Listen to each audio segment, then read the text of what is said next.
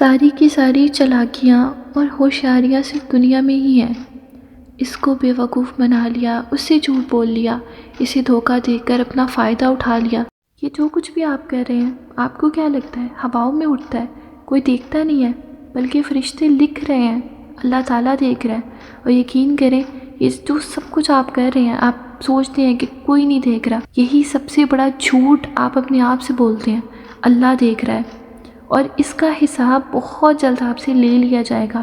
اگر کسی مظلوم کے اوپر آپ ظلم کر رہے ہیں نا، تو اس کا جو گناہ ہوگا آپ کو دنیا میں ہی مل کے رہے گا، مکافات۔ یہ ورڈ تو آپ نے سنا ہوگا۔ کسی مظلوم کا حق کھانے سے پہلے، کچھ برا کرنے سے پہلے، زنا کرنے سے پہلے، نمازیں چھوڑنے سے پہلے، کسی کا حق مارنے سے پہلے، اور معاشرے کی ہر وہ برائی جس میں شامل ہو کر آپ اپنا ایمان گنوا دیتے ہیں، تو آپ یقین رکھیں کہ اللہ کے عذاب سے آپ بچ نہیں سکتے، دنیا اور آخرت دونوں میں۔